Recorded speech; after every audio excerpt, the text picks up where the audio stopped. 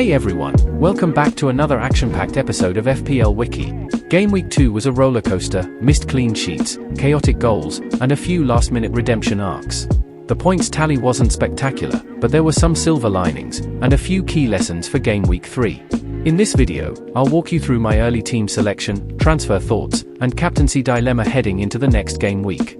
If you're new here and want to support the channel, hit that like button and subscribe for weekly FPL content all season long.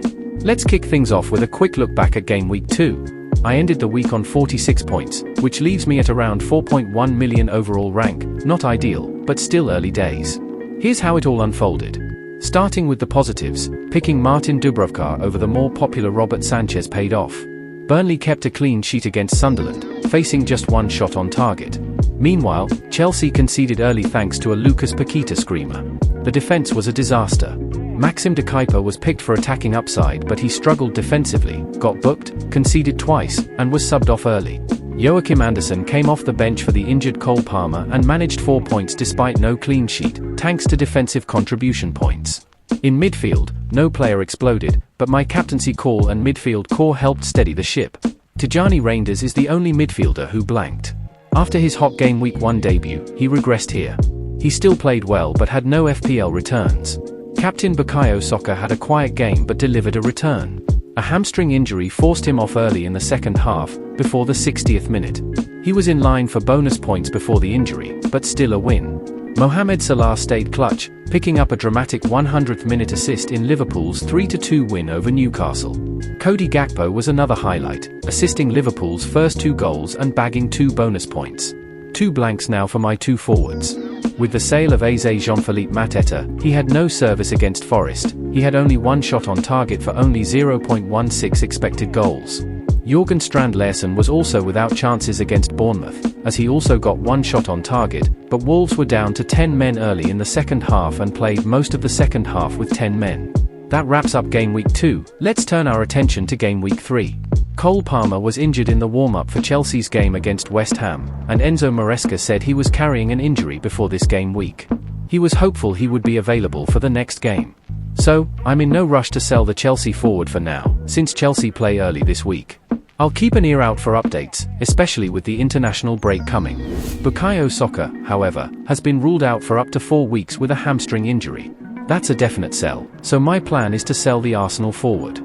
There are 4 midfield players that stand out to replace Saka for me are Brennan Johnson, Antoine Semenyo, Bruno Fernandes, and his teammate Brian Mbeumo. I'm going back and forth between the 4, right now. I'm leaning toward Johnson. Spurs have the best upcoming fixtures, and his looked sharp, with goals in both opening matches and solid minutes. I might change my mind later in the week, but he's my top choice for now. Now here's how my team for Game Week 2 is shaping up. In goal, it's Robert Sanchez. Sanchez gets the nod. Chelsea host Fulham, while Burnley face Man United at Old Trafford, so Sanchez is a straightforward choice over Dubravka this time. At the back, I'm going with a back 3 of Pedro Porro, Murillo, and Patrick Dorgu. Manchester United's opponents for Game Week 3, Burnley, have created expected goals of 0.98 and 1.00 in their first 2 respective games of the season, which is one of the lowest in the league. In midfield, I'm sticking with a 5-man setup, Brennan Johnson, if I go through with that soccer move, Cole Palmer, Mohamed Salah, Tijani Reinders, and Cody Gakpo. Cole Palmer hasn't been ruled out for Game Week 3 yet, and I have no plans on selling the forwards with the international break coming up. If he misses this game week, Joachim Andersen will come off the bench. Rodri came back from his injury and made off-the-bench appearance against Spurs last game week. Reinders might benefit from Rodri's return to City's midfield. More freedom to push forward could mean more attacking returns for the Manchester City man. City are away to Brighton this week.